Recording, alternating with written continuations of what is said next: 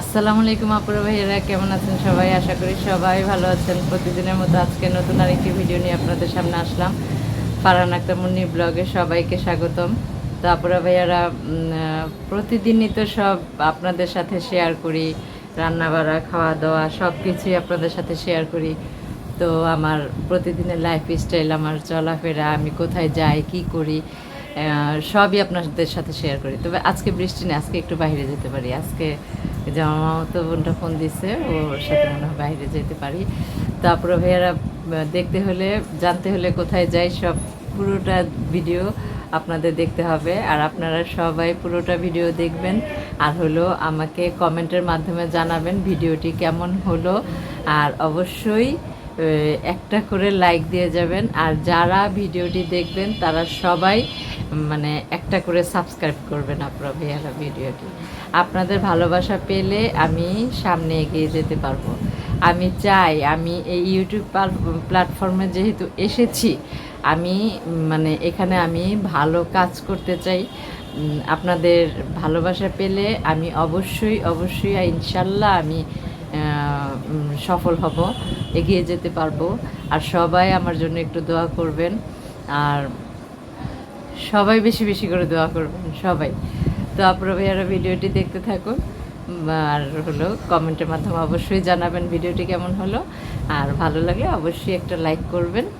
আর হলো ভিডিওটি, লাস্টে একটা কথা বলি, ভিডিওটি সবাইকে দেখার সুযোগ করে দিবেন শেয়ার করে। সবাই একটা করে শেয়ার করে দিবেন। একটা করে শেয়ার করে দিলে সবাই আমার ভিডিওটি দেখতে পারবে। সবাইকে দেখার সুযোগ করে দিবেন। তারপরে ভাইয়ারা পাশেই থাকুন, দেখতে থাকুন। সকালবেলায় মেয়ে নাস্তা বানাইছি, নাস্তা বানায় মেয়ে চলে গেছে। মেয়ে যাওয়ার পরে আমি আমার সেই গরম পানিগুলি খাইছি, ওই যে এলাচ লবঙ্গ দিয়ে গরম পানি খাইছি। খেয়ে তারপরে হচ্ছে একটু রেস্ট করছি, পরে নাস্তা করছি। তারপরে হলো গিয়ে আপনার এখন রান্নাবাড়ার ব্যবস্থা করব। তো পাশে থাকুন, দেখতে থাকুন। মরিচের গুঁড়া, হলুদের গুঁড়া, ধনিয়ার গুঁড়া, জিরার গুঁড়া আর স্বাদ মতো লবণ দিয়ে আমি এটাকে এখন ভালোভাবে কষায় নিব। খুব ভালোভাবে মশলাটাকে কষাবো, কারণ মশলা কষানোর মধ্যে হচ্ছে তরকারির মজা। মশলাটা কষানো হয়ে গেলে পরে আমি আমার এই সবজিটা ছেড়ে দিব।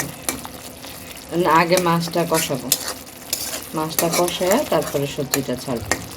তারপরে ভাই একটা জিনিস জানেন কি, যে পাকঘরে রান্না করতে গেলে নোংরা হয়, তাই না? তো পরিষ্কার করাটা আর হাঁড়ি পাতিল মাজাটা, এটা আম্মু আর আমি দুজন মিলে করি। আম্মু হয় যেদিন দেখে আমার কাজের ঝামেলাটা বেশি, সেদিন আমার মা করে ফেলে।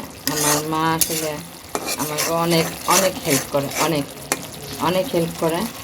আম্মু রান্নাঘরটা পরিষ্কার, আজ যেমন আজকে আম্মু রান্নাঘরটা পরিষ্কার করে ফেলছে। তারপর হচ্ছে থালবাটি যে কটা থাকে রান্না করতে গেলে তো ময়লা হবেই, ওইটা আমি দিয়ে ফেলবো। আর আমার একটা অভ্যাস কি জানেন, যে থালবাটি যাই জমে আমি সাথে সাথে পরিষ্কার করে ফেলি।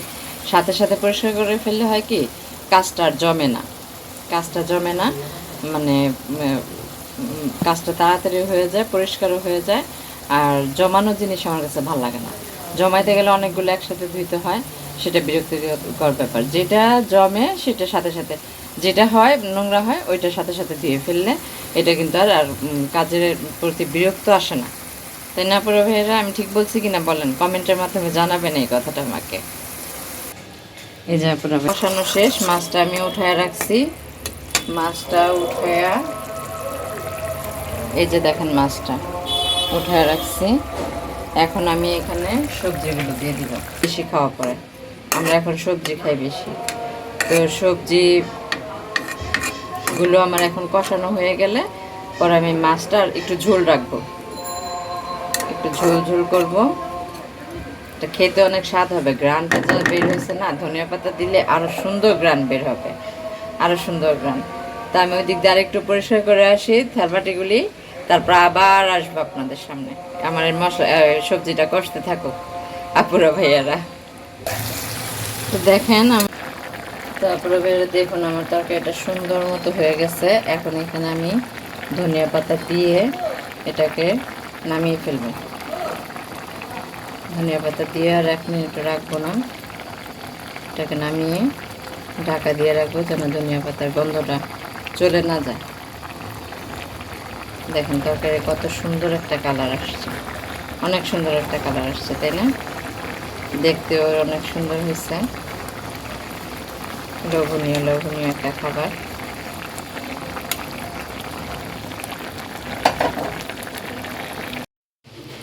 দেখেন আপুরা ভাইয়ারা, এই যে সিংটা কত সুন্দর করে পরিষ্কার করলাম।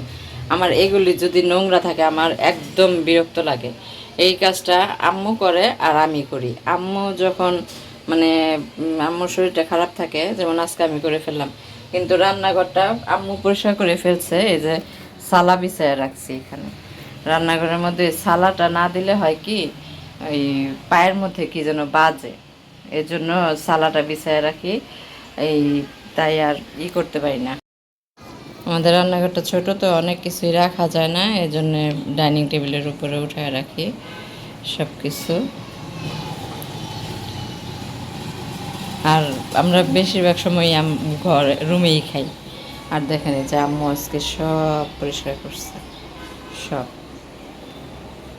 সব আম্মুর কাজ। ঘর দুয়ার সব পরিষ্কার করছে, রান্নাঘরটাও পরিষ্কার করছে। না এখন ফুলকপির স্বাদ বেশি শীতে সার মাথা খোলা লাগে, কিন্তু প্রথম শীতে যা চিকন চাকন খোলা ওগুলো গান আছে। তারপরে বের এখন আমরা সবাই খেতে বসছি এখানে।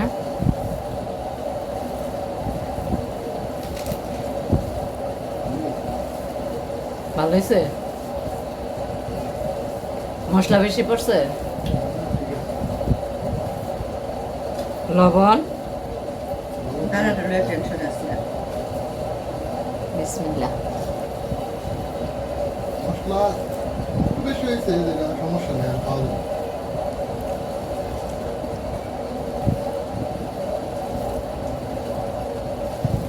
বেশি বলতে আমি খালি দিছি, ওই যে জিরার গুঁড়াটা দিছি।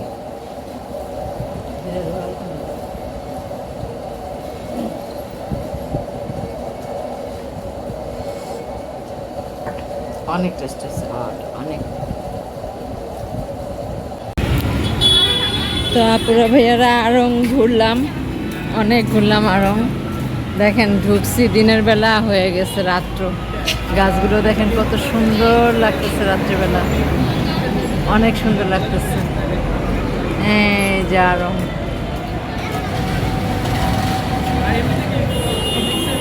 অনেক ভালো লাগতেছে। ঘুরলাম, একদম রাত্র হয়ে গেছে। দেখেন ঢাকা শহরের রাত্র কি অবস্থা। এখন বাসায় চলে যাব। রাতের বেলা একরকম, দিনের বেলা আরেক রকম। এই যে দেখেন ফ্লাইওভারটা, ঢাকা শহর তো এখন ফ্লাইওভারে ভরে গেছে। ফ্লাইওভার ছাড়া কোনো কিছুই নেই, গাড়ি ঘোড়া যাচ্ছে। রাতে ঢাকা কত ভালো লাগতেছে, তাই না? অনেক ভালো লাগতেছে, অনেক।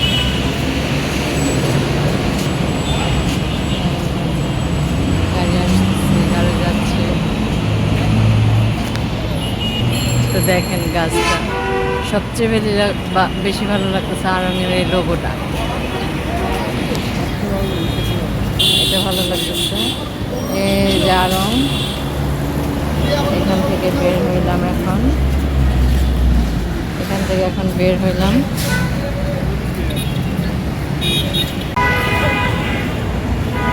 দেখেন আপুরা ভাইয়ারা কত সুন্দর লাগতেছে না গাছগুলো, গাছের ফাঁকে ফাঁকে লাইট, অনেক সুন্দর লাগতেছে, অনেক। আর হাওয়াও দিচ্ছে অনেক, আজকে বাহিরে অনেক হাওয়া, অনেক বাতাস।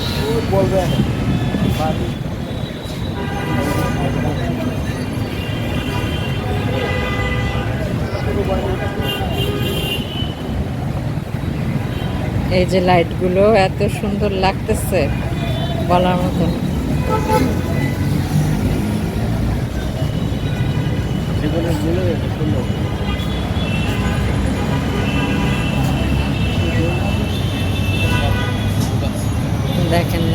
কত সুন্দর লাইটগুলি, গাছের ফাঁকে ফাঁকে লাইটিং তো এই জন্য গাছগুলোকে অনেক সুন্দর লাগতেছে, অনেক ভালো লাগতেছে অনেক। জীবনের মনে রয়েছে সৌন্দর্য আর সবগুলো মনে আছে। আপনারা কি বলবো? ঠিক আছে না? বাইরে ভিডিও করাটা মানে এত মুশকিল, গাড়ির শব্দে কথাই বলা যায় না। আমরা এই চাচার কাছ থেকে এখন ঝালমুড়ি খাবো। আমাদের হাঁটাহাঁটি করতে করতে অনেক ক্ষুধা লেগে গেছে, তা এখন ঝালমুড়ি খাই। ঝালমুড়ি কার না পছন্দ, সবাই ঝালমুড়ি পছন্দ করে সবাই। আর বাহিরের ঝালমুড়িটা কেন জানি অনেক টেস্ট লাগে, অনেক। বাসায় যতই ভালোভাবে বানাই না কেন এরকম মজা পাই না। তো অনেক ভালো লাগতেছে, বানাইতে থাক। তো দেখেন ঢাকা শহরের চিত্র। আমার কাছে বেশি ভালো লাগে কি জানেন, রাতের বেলা বের হইলে রাতের অন্ধকারে লাইটিংগুলি, আকাশটাও দেখেন, আকাশে কোনো মেঘ নাই, তারাও নাই, একটা তারাও নাই আকাশে, এরকম অবস্থা। তো এখন আমরা সবাই ঝালমুড়ি খাবো। আমার মামাতো বোনের মেয়ে, আমি এই যে ঝালমুড়ি নিয়ে নিচ্ছি। আচ্ছা তোর হাতে রাখ। দেখি কেমন হয়েছে। মজা, অনেক মজা। বিসমিল্লাহ। ভালো হয়েছে। ফাটাফাটি হয়েছে। অনেক টেস্ট হয়েছে, অনেক মজা হয়েছে গো ঝালমুড়িটা। পরে খাও, পরে বন্ধ করে নাও। দাঁড়া, অনেক মজা হয়েছে, অনেক।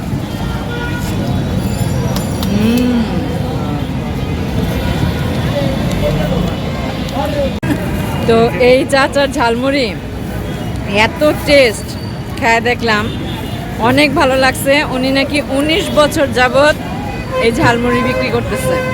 তো বোঝেন ওনার হাত কত পাকাপোক্ত হয়ে গেছে।